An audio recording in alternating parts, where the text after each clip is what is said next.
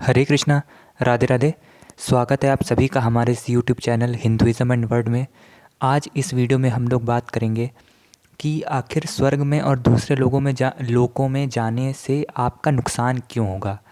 क्योंकि इस वीडियो के थंबनेल में को पढ़ कर के ये आप इस वीडियो तक आए हैं, तो उसमें लिखा हुआ था कि स्वर्ग और बाकी लोकों में जाने के नुकसान क्या हैं। लोक मतलब बाकी के जितने भी डायमेंशन है, जैसे ही एक ये पृथ्वी लोक है, भूलोक है, अर्थ है हमारी, हम लोग इसमें रहते हैं। ऐसे ही 14 तरीके के होते हैं अलग अलग लोक। एक पितृलोक होता है, ठीक है, एक सर्पलोक होता है, देवलोक होता है।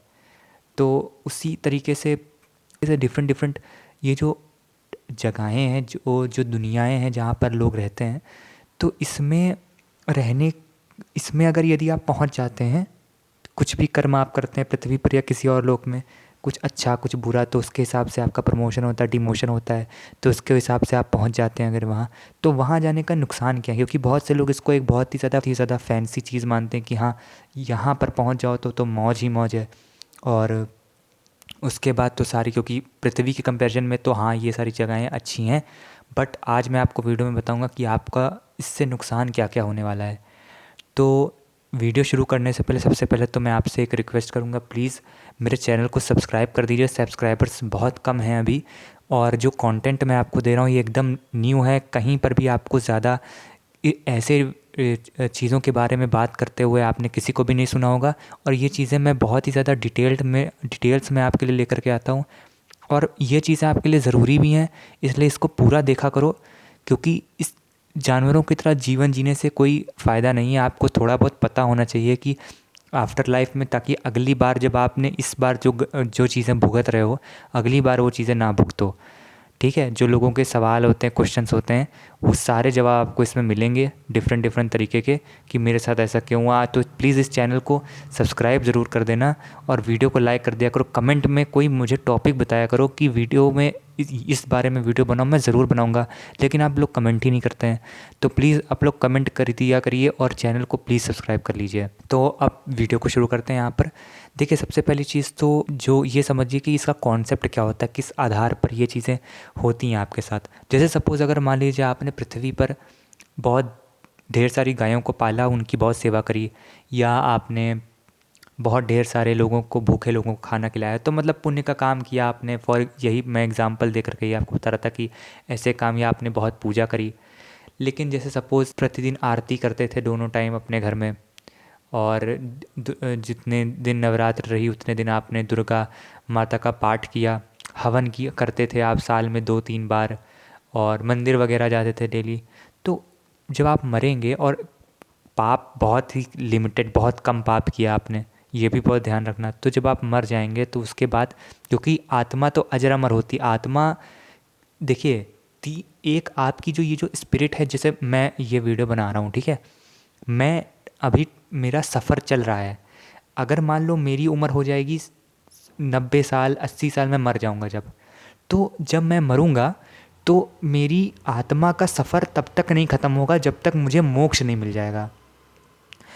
इस धरती पर हम रह रहे हैं, इस धरती पर नहीं तो अगर मान लो हमने अच्छा काम किया तो हमको दूसरे लोक मिलेंगे, स्वर्ग में मिलेगा, कुछ वक्त के लिए वहाँ पर रहने के लिए मिलेगा हमको। तो प्रमोशन हो जाएगा मेरा अगर मैंने अच्छे काम किए, ठीक है। अगर डिमोशन होगा, अगर आपने अच्छे काम नहीं किए, तो नरक नसीब होगा आपको। और अगर ठीक ठाक किया, ठीक ठाक हिसाब रहा आपका, तो पितृलोक मिलेगा आपको। इन लोगों का डिस्क्रिप्शन मैं आपको फिर कभी किसी वीडियो में दूंगा, इसमें देने लगेंगे तो वीडियो बड़ी हो जाएगी। तो इस तरीके से आपको मान लीजिए स्वर्गलोक मिल गया। अब वहाँ आप स्वर्गलोक में गए तो एक निश्चित समय के लिए ही वो जो आत्मा है आपकी वहाँ पर निवास कर सकती है। वहाँ पर थोड़ा अच्छा शरीर मिलेगा, चीज़ें अच्छी होंगी, ये सब चीज़ें आपको पता होगी। तो एक निश्चित समय के लिए आपको मिल जाएगा। अच्छा, अब ये एक चक्कर ये होता है यहाँ पर कि जो आपका टाइम है वो फिक्स्ड है, कि इतने ही टाइम के लिए आपको मिल जाएगा, ठीक है। तो जो स्वर्ग का जो टाइम है वो, और पृथ्वी का जो टाइम है वो एक जैसा नहीं होता।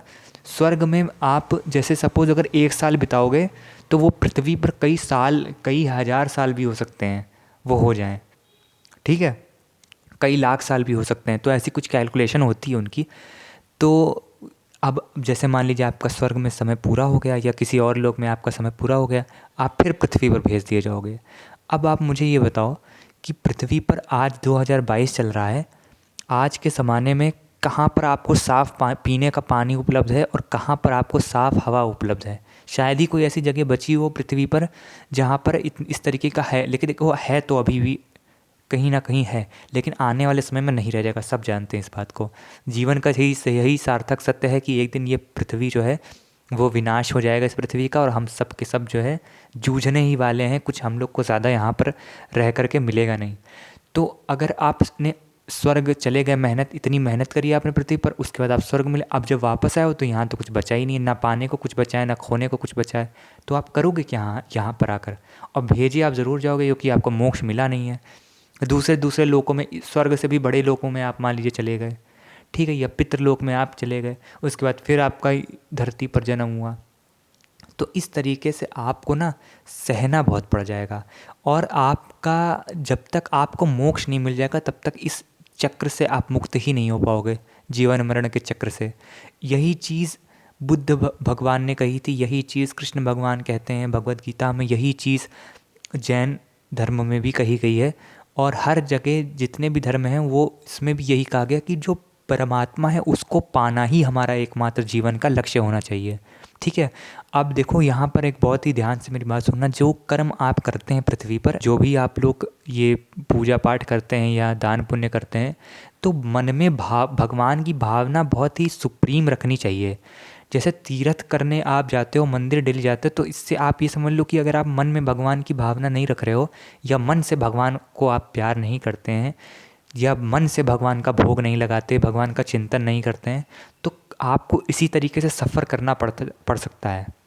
ठीक है, और ये सारी चीज़ें बहुत ही ज़्यादा बार देखी गई हैं लोगों में, और आप लोग जो इस समय मेरी बात सुन रहे हो ना, ये आप लोगों ने ऐसी बहुत सी ज़िंदगियाँ ट्रैवल कर चुके हो, मैं भी कर चुका हूँगा, बट मुझे याद नहीं क्योंकि मेरी अज्ञानता है ऐसी। भगवान को देखने के लिए अर्जुन को कृष्ण भगवान ने पहले दिव्य नेत्र दिए, कृष्ण भगवान ने अर्जुन को पहले दिव्य नेत्र दिए, तब जाकर के अर्जुन कृष्ण भगवान को का विराट रूप देख पाए।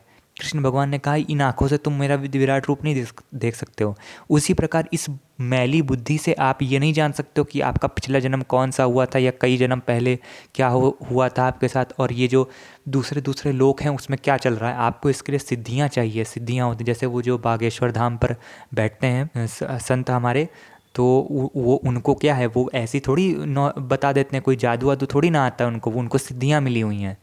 तो उन्होंने बहुत तपस्या करी और बहुत ही ज़्यादा पूजा पाठ किया, तब जाकर के उनको सिद्धियाँ प्राप्त हुई, तब जाकर के आज वो इतने लोगों की दिक्कतें समझ पाते हैं, वो इतने बिना बताए सब कुछ लिख देते हैं।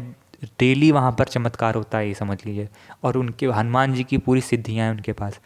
तो यहाँ पर आप लोग को यही चीज़ ध्यान देनी है कि पूजा पाठ करने का मतलब आपका सिर्फ़ और सिर्फ भगवान को पाना होना चाहिए, और अन्यथा और कुछ भी नहीं, किसी न चीज़ से लगाओ, ना किसी और वस्तु से आपको घृणा करनी है, कुछ भी नहीं करना, न्यूट्रल रहो। जैसे महात्मा बुद्ध कहते थे अपनी बुद्धि को स्थिर रखो, सारे पाप वगैरह छोड़ दो, पुण्य कमाने की भी अभिलाषा छोड़ दो, केवल चुपचाप अपना काम करो, और भगवान का चिंतन निरंतर मन में होना चाहिए। भगवान का चिंतन, भगवान का मनन हमेशा दिमाग में, बुद्धि में, दिल में हमेशा रहना चाहिए, तभी जाकर के आपको भगवान मिलेंगे, वरना आपको भगवान नहीं मिलने वाले हैं। इन्हीं लोकों में जाना पड़ेगा, थोड़े दिन मौज काटोगे आप, और थोड़े दिन मौज काटोगे तो उसमें आपका कुल मिलाकर के देखा जाए तो वो मौज में ही आपका सारा पुण्य खर्चा हो जाएगा, और धरती पर आओगे नील बटे सन्नाटा, कुछ नहीं मिलेगा आपको।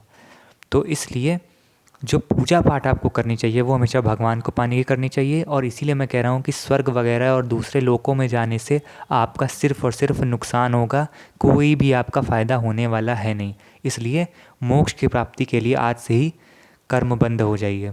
ठीक है, तो इस वीडियो में इतना ही। यहाँ तक सुनने के लिए धन्यवाद। हमारे YouTube चैनल को सब्सक्राइब करें। धन्यवाद। हरे कृष्णा, राधे राधे।